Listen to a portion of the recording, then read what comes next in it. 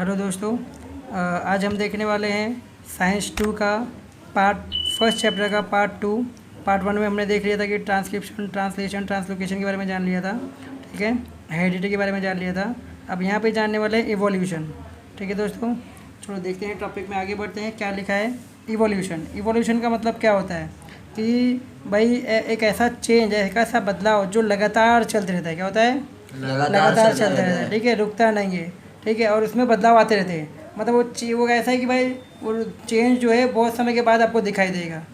वो चेंज होते रहेगा तो पता नहीं चलेगा, लेकिन हो जाएगा तो मालूम पड़ जाएगा। जैसे फॉर एग्जांपल, अभी आप छोटे होते हो तो आपके माँ बाप के सामने ज़िंदगी भर आप उनके सामने हो, तो उनको पता नहीं चल पाता कि आप कहाँ कब छोटे थे कब बड़े हो गए। चेहरा भी बदलता नहीं, उनके लिए तो सब कुछ वैसे लगता है। लेकिन अगर कोई आपकी फ़ोटो देख ले या बहुत दिन के बाद आपको देख ले तो बोलेगा अरे ये तो बदल गया, पूरा चेंज हो गया। बराबर। तो एक मैंने कहते क्या कहने में तो क्या हो गया, एक नया चीज़ हो गया। ठीक है, नया परिवर्तन आया। क्या आया?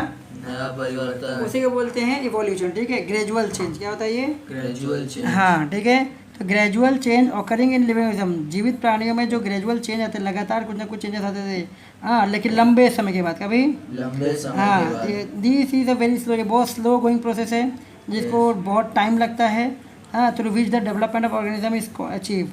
और ऐसा होने से वजह से क्या होता है, ऑर्गेनिज्म में डेवलपमेंट आता है। जैसे हमको कहा जाता है कि इंसानों को कहा जाता है कि पहले इंसान का दिमाग उतना काम नहीं करता था, धीरे धीरे काम करने लगा। अब देखो कितना तेज हो गया दिमाग, है ना। और कहा जाता है कि भाई इंसान ही है जो दिमाग का यूज़ कर सकते हैं। ठीक है, तो धीरे धीरे यूज़ करने लगे, डेवलप हो गया। जैसे जैसे डेवलप हो रहा है वैसे वैसे ग्रो हो रहा है, यानी कि क्या हो रहा है, इवोल्यूशन हो रहा है। ठीक है, all the stages in the changes occurred in the various components ranging from the star planet in the space to the biosphere present on the earth should be included in the study of evolution। कहने का मतलब क्या हो गया कि जितने भी stage हैं, ऑल द स्टेज, मतलब हर लेवल पे, चाहे वो स्टार हो, चाहे वो प्लैनेट्स हो, ग्रह, हाँ, फिर माइक्रो ऑर्गेनिज्म हो, इंसान हो, जीवित प्राणी हो, पेड़ पौधे हो, कोई भी हो। ठीक है, हर एक कंपोनेंट में, हर एक कंपोनेंट्स में, ठीक है, जो धीरे धीरे चेंज देखने को मिलता है, चाहे स्टार में हो, चाहे प्लैनेट्स में हो, चाहे वो जो कि स्पेस की बात हो गई, और बायोस्फीयर, जितने भी प्रकार के बायोस्फीयर आते पाए जाते हैं, इन सब की हो, सब में कुछ ना कुछ चेंजेस आते रहता है। ठीक है, इसी को बोलते हैं स्टडी ऑफ इवोल्यूशन। क्या बोलते हैं? जब उनके बारे में स्टडी करते हैं कि स्टार कहाँ से आया, प्लैनेट्स कहाँ से आए, बायोस्फीयर कैसे आए अर्थ में, ठीक है, कैसे पैदा हुए, कैसे बड़े हुए। ठीक है, इन्हीं के फॉर्म को बोला गया है इवोल्यूशन। तो कहने का मतलब क्या हो गया कि फॉर्मेशन ऑफ न्यू स्पीसीज। क्या? Formation of new species. हाँ, ठीक है, नया जाति, नया प्रजाति का बंदा पैदा होता है। ठीक है, due to changes in specific character of the several generation of living organism. ठीक है, जो पहले ऑर्गेनिज्म थे, उस ऑर्गेनिज्म में धीरे धीरे धीरे धीरे कई सालों के बाद एक नया तरह का परिवर्तन आ गया, तो वो नए टाइप का जीव बन गया। ठीक है, जैसे अमीबा आज भी है, लेकिन कहा जाता है कि भाई उसी एक सेल के जानवर से आगे चल के धीरे धीरे मल्टी सेलुलर के जानवर बने हैं, जीव बने हैं। ठीक है, जानवर नहीं बोल सकते, जीव बोल सकते हैं। ठीक है, ठीक है। तो सेवरल जनरेशन के बाद वो चेंजेस देखने को मिलता है। ठीक है, नया स्पीसीज देखने को मिलता है कई जनरेशन के बाद। ठीक है, तो as a response of natural selection. और ये कैसा होता है? नेचुरली होता है, इसमें कोई साइंटिफिक थियरी नहीं है भाई। ठीक है, कि साइंस ने कुछ खोज खाज के निकाला है, खोज खाज के निकाल सकते हैं, लेकिन होता है नेचुरली। ठीक है, इसको कोई साइंस करता कुछ नहीं इसमें करता। ठीक है, तो इसी को कहते हैं इवोल्यूशन। क्या कहते हैं? हाँ, यानी कि अगर आपको एग्जाम में आंसर आ जाए लिखने के लिए 1 मार्क का, तो सिंपल आप लिख सकते हो कि evolution is a gradual change occurring in living organism over a long duration. Over a long duration. हाँ, 1 मार्क के लिए इतना ही बहुत है। ठीक है, और अगर थोड़ा बड़ा भी लिखना है तो लॉन्ग ड्यूरेशन के बाद आप यहाँ से लिख सकते हो कि formation of new species due to change in the specific character of several generation of living organism as a response to natural selection is called evolution. बराबर? ठीक है, ये आप लिख सकते हो। क्लियर है? चलो आगे बढ़ते हैं। अब ये आगे का जो पार्ट है इसमें कैंसिल किया गया है। ठीक है, अब सीधा हम लोग आते हैं हमारे नए टॉपिक पे, थ्योरी ऑफ इवोल्यूशन। किस पे आते हैं? Theory of evolution. ठीक है, theory of evolution. Theory of evolution क्या बोलती है कि अकॉर्डिंग टू थ्योरी, ये इवोल्यूशन की थ्योरी के हिसाब से पहला जीवित प्राणी जो पाया गया था प्रोटोप्लाज्म था। ठीक है, जो पानी में पाया गया था। कहाँ पाया गया था? यानी ओशन, महासागर में। ठीक है, आगे चल के धीरे धीरे क्या हो गया, ये जीव जो है एक सेल का था। किसका था? एक सेल का था। और धीरे धीरे ये एक सेल से कन्वर्ट होते होते होते क्या हो गया, कॉम्प्लेक्स में बन गया, यानी कि मल्टी सेलुलर में बन गया। किसमें आ गया? Multi cellular. हाँ, लार्जर बनते गया और मल्टी सेलुलर कॉम्प्लेक्स ऑर्गेनिज्म बन गया। ठीक है, तो कहा जाता है कि ये सारे चेंजेस आए थे सब क्या आए थे, स्लो हुए थे, बहुत धीरे धीरे थे और ग्रेजुअल लगातार आए थे।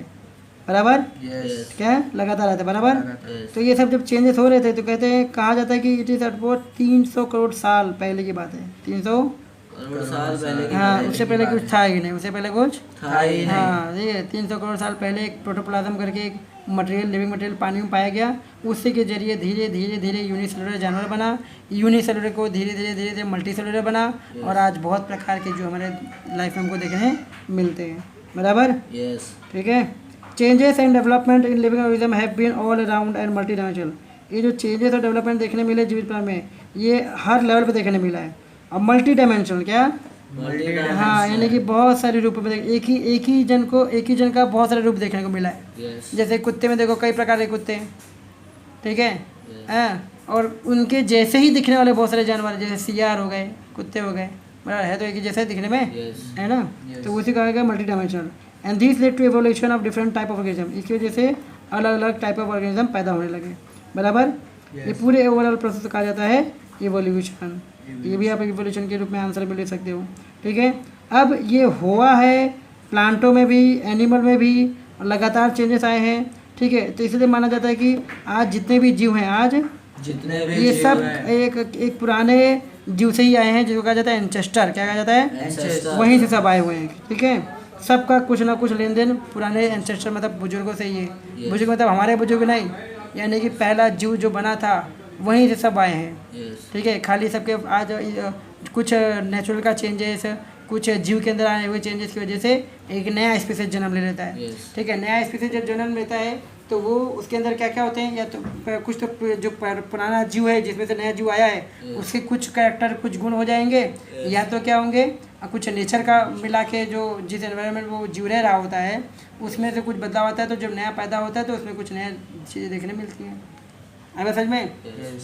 सिंपल सी बात क्या हो गई कि वो जो जीव जिस एनवायरनमेंट में है, तो उससे जो नया जीव पैदा होने वाला है, उस नए जीव में किसी किसी गुण आ जाएंगे, जिस जीव से पैदा हुआ है वो जीव का गुण, और साथ में जिस एनवायरनमेंट में वो जीव रह रहा था उसका गुण, दोनों गुण नए वाले में आ जाते हैं। इस तरह एक नया प्रजाति की पैदा हो जाती है, Yes. बराबर, ठीक है। तो इसलिए कहा जाता है कि सब एक ही एंसेस्टर से आए हैं, कोई अलग अलग जगह से नहीं आए हैं। Having different structural and functional organization, खाली सबका स्ट्रक्चर अलग है, सबका फंक्शन अलग है, लेकिन सब आए हैं एक ही जगह से, सब आए हैं। एक ही वो जगह कह से। जाता है हम आए हैं कहीं से नहीं, हम यहीं के हैं, Yes. बराबर, ऐसा हो गया है, ठीक है। इसी तरह कहा जाता है इवोल्यूशन। Evolution. आगे सच में। Yes. चलो अब देखते हैं हम लोग इसके सबूत क्या है। जैसे कहा जाता है ना कि एंसेस्टर से आए हैं, कॉमन एंसेस्टर, यहाँ एक ही जीव से सारे जीव बन गए हैं, बहुत सारे स्पीसीज बन गए हैं, Yes. तो इसके सबूत क्या हैं, ठीक है। तो अब इसको कहा जाता है एविडेंस ऑफ इवोल्यूशन। Evolution. पहला एविडेंस है मॉर्फोलॉजिकल। क्या है, Morphological. हाँ, ये सबूत क्या बताता है, मतलब इससे क्या मालूम पड़ता है कि देखो अब यहाँ पे आपको फोटो दिख रहे होंगे, ये कुत्ते का है, ये भेड़िए का है, क्या नहीं भेड़िया नहीं, क्या कहते हैं इसको, sheep शीप, का। हाँ, और ये क्या है, लोमड़ी का है।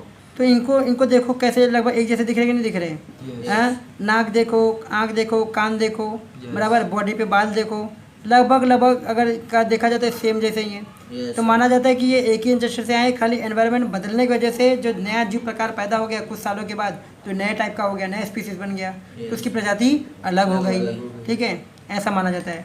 फल में देखो, पेड़ों को देखो, पत्तियां देखो कैसी सबकी सेम है, फल भले अलग है लेकिन पत्तियां सबकी लगभग सेम है, ठीक है। तो वही सब कहा जाता है कि भाई कुछ ना कुछ एनवायरनमेंट में चेंजेस आते हैं, तो एनवायरनमेंट में चेंजेस आने की वजह से जिससे वो पैदा हुआ है उससे नए वाले में कुछ नया दिखने लगता है, पुराने वाले से कुछ नया दिखता है नए वाले में, बराबर।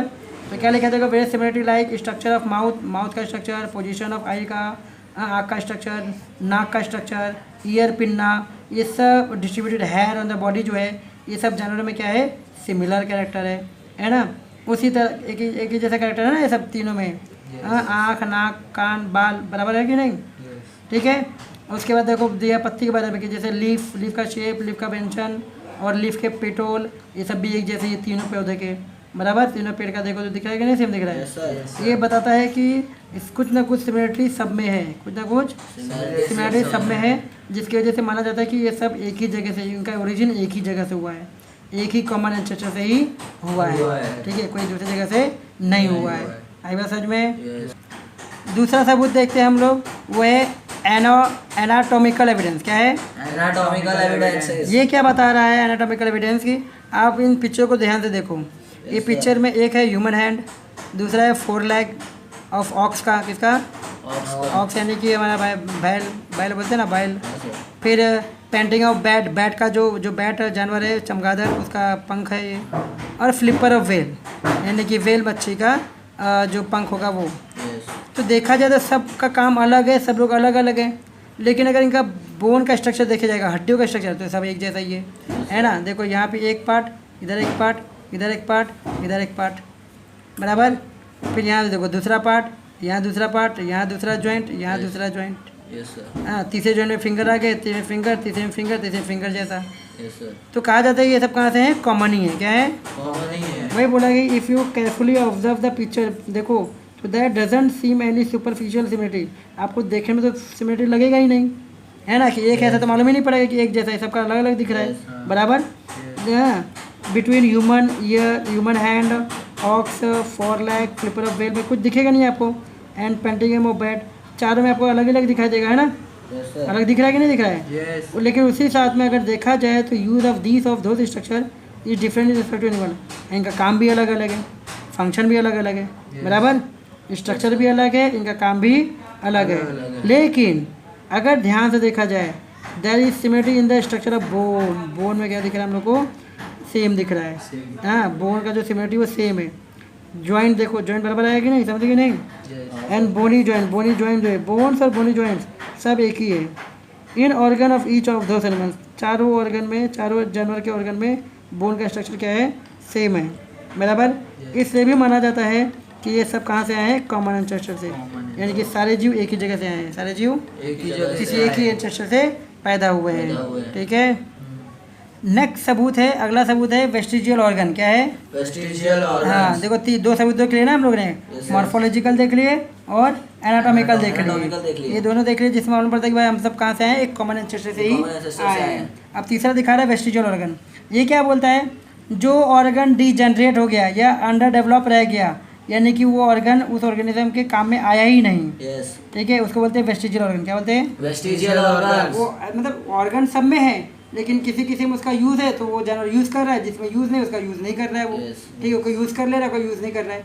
तो जो जिसका यूज़ नहीं हो रहा है तो आगे चल के धीरे धीरे कुछ जनरेशन के बाद वो चीज़ गायब हो जाती है, वो दिखती ही नहीं है, बराबर। और जो यूज़ कर रहा है उसमें वो डेवलप हो जाती है, ठीक है, जो जानवर उसका यूज़ कर रहा है उसमें डेवलप हो जाती है, जो उसका यूज़ नहीं कर रहा उसमें डेवलप नहीं होती है, धीरे धीरे डीजनरेट हो जाती है, यानी खत्म हो जाती है, ठीक है। आगे साथ में, in the living organism sudden development of new tissue और organ for living living in changing environment is not possible, not, यानी कि अचानक से कोई ऑर्गन डेवलप हो जाना, कोई नया टिश्यू डेवलप हो जाना, ये किसी भी एनवायरनमेंट के चाहे चेंजेस आए चाहे कुछ भी आए, लेकिन किसी भी ऑर्गन में अचानक से कोई नया टिश्यू आ जाए ऐसा पॉसिबल नहीं है, ठीक है। Instead existing organ undergo gradual change, और उल्टा जो पुराना ऑर्गन रहता है वो भी धीरे धीरे बदलाव में आते रहता है, जैसे जैसे उसका यूज़ हो रहा है कि यूज़ नहीं हो रहा उसके हिसाब से, ठीक है। I specific structure in the body is useful under certain situation, किसी किसी सिचुएशन में वो जानवर उसका यूज़ कर लेता है ऑर्गन का तो यूज़ हो रहा है, नहीं यूज़ कर रहा है तो नहीं हो रहा है यूज़, बराबर।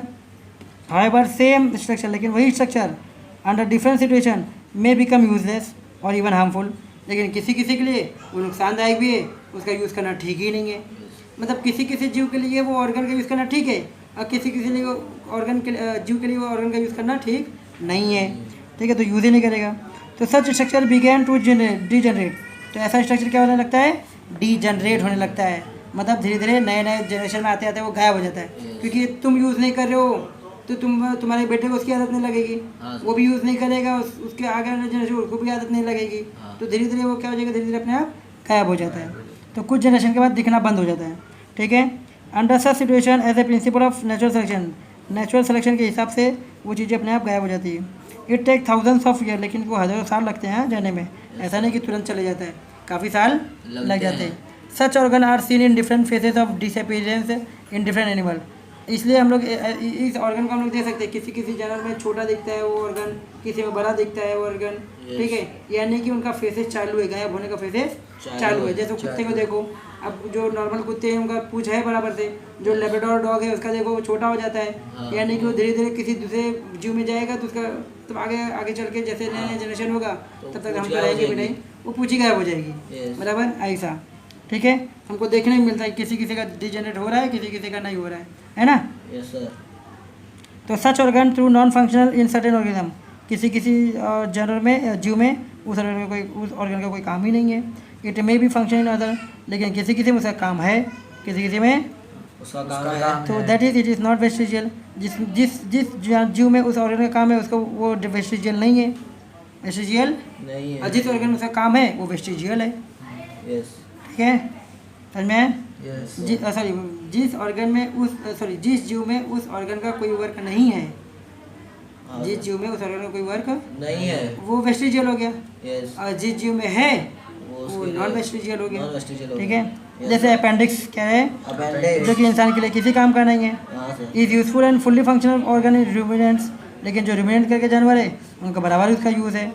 Similarly muscles of ear pinna, जो ईयर पिन्ने का मसल्स है हमारे किसी काम का नहीं है, यस सर। है ना, लेकिन दूसरे जीव के लिए जैसे मंकी हो गया, काव हो गया, बफेलो हो गया, इनके लिए बराबर काम का है ना। हाथी के लिए तो बहुत काम का है ना, बेचारा अपना कम से कम चींटी को घुसने ना दे, चींटी घुस गई तो तांडव कर देगी हाथी के कान में, बराबर मर जाएगा बेचारा, हाथी मर सकता है, Yes। इसलिए उसके लिए वो कान का ईयर पिनना बहुत ज़रूरी है ना। तो various vestigial organ like tail bone हो गए, विजडम टीथ हो गया, बॉडी हेयर हो गया, जो बॉडी में प्रेजेंट रहते हैं ह्यूमन बीइंग के, ये सब चीज़ें इंसान को यूज़ नहीं है, तो धीरे धीरे वो गायब हो जाती बराबर। ठीक है, Yes। ये था तीसरा सबूत। अब चौथा सबूत है हमारा palaeontological evidence. Palaeontological evidence, right. Evidences। ठीक है, अब ये क्या होता है? ठीक है, चौथा सबूत पेलियोंटोलॉजिकल एविडेंस। Evidences। ये सबूत बताता है कि जैसे क्वेश्चन आता है ना कि भाई जो पुराने मर गए वो गए कहाँ जीव, जैसे कहा जाता है कि धरती में इवोल्यूशन बहुत हुआ है, तो बहुत साल से धरती चल रही है, तो कितने सारे जीव मरे होंगे, पेड़ पौधे मरे होंगे, है ना। और माना जाता है कि कहा जाता है कि भाई कुछ सालों बाद, कुछ लाखों सालों बाद धरती का जो ज़मीन का लेयर है ये भी बढ़ जाता है, कुछ 2.5 सेंटीमीटर बढ़ता है। कितना? 2.5 सेंटीमीटर। हाँ ठीक है, 2.5 सेंटीमीटर बढ़ता है। तो वो जो बढ़ रहा है उसकी वजह से जो पुरानी जीव होंगे दब गए होंगे वो अंदर, है ना। ठीक है, तो दबने के बाद जो है अगर खोद खाद के निकाला जाए, क्या खोद खाद के निकाला जाए। हाँ, क्योंकि अर्थक्वेक आते रहता है, फ्लड आते रहते हैं, वोल्केनो आते रहते हैं, तो बहुत सारी चीज़ दब दुब जाते हैं। तो जब खोद खाद के निकाला जाता है अंडरग्राउंड में जो रहते हैं, तो ये बन जाते हैं फॉसिल्स। क्या बन जाते हैं? फॉसिल्स। हाँ, यानी कि हमारे लिए फ्यूल का काम करते हैं। ठीक है, बहुत सारे ऐसे हड्डियाँ हो गई, पेड़ के ब्रांचेस हो गए, लकड़ियाँ हो गई जो अंदर ही ज़मीन के अंदर दबी हुई हैं।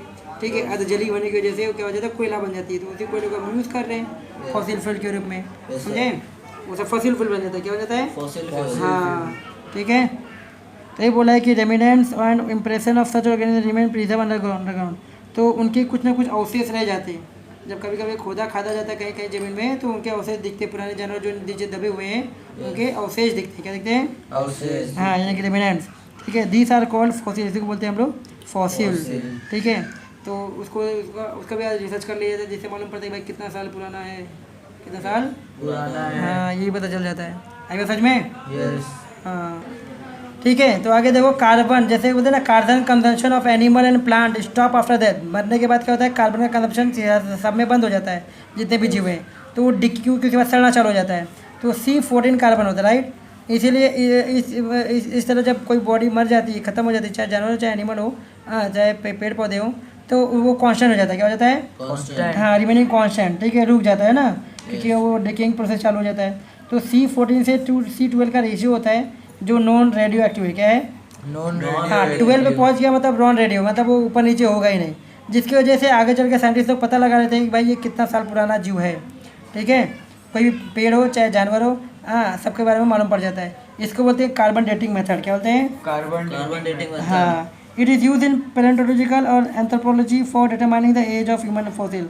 इसलिए पैलेंटोलॉजी में और एंथ्रोपोलॉजी में इसका यूज़ किया जाता है कि पता लगाने के लिए भाई ह्यूमन फॉसिल जो मिला है हम लोग को, अवशेष मिले हैं, हाँ, वो कितने साल पुराने हैं, या कोई मैन्युस्क्रिप्ट मिल जाता है हम लोग को, बराबर, तो पता लगा सकते हैं कि भाई कितना साल पुराना है। आएगा समझ में? ठीक है, चलो आगे देखते हैं। देखो अभी पांचवा सबूत है हमारे पास में, कनेक्टिंग लिंक। क्या है? Connecting link. ठीक है, जैसे इसको देखो, डक बिल प्लेटिपस को, लंग फिश को देखो, पेरिपेटस को देखो। ठीक है, इसका थोबड़ा देखो कैसा है, बॉडी देखो कैसा है ना, डक का है और पूरा बॉडी दूसरा है। इसको देखो, पूरा मच्छी जैसा है और थोबड़ा देखो, हाँ।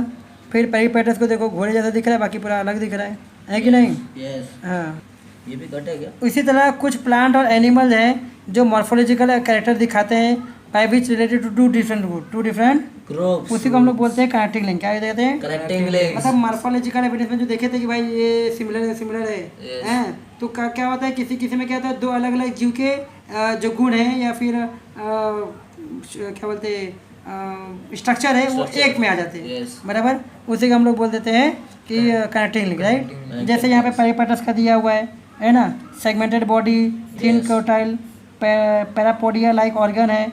सिमिलरली एनिमल सो ट्रेचियल रेस्पिरेशन, हाँ इंसान तो ट्रेचियल रेस्पिरेशन दिखाता है। Yes, sir. Open circulatory system तो भाई वो जो मच्छी में होता है। बराबर, ये बताता है कि पेरिपेटस कनेक्टिंग लिंक है बिटवीन एनाडीरा एंड आर्थ्रोपोडा। ठीक है, उसी तरह जैसे डक बिल का प्लेटिपस दिखाई ले एक वो अंडा देता है रेप्टाइल के जैसा, तो ये भी रिलेशनशिप बन जाता है मम्मल का, है ना। Yes. ठीक है, to do presence of mammary gland and hair, lung fish perform respiration, lung irrespective of being fish.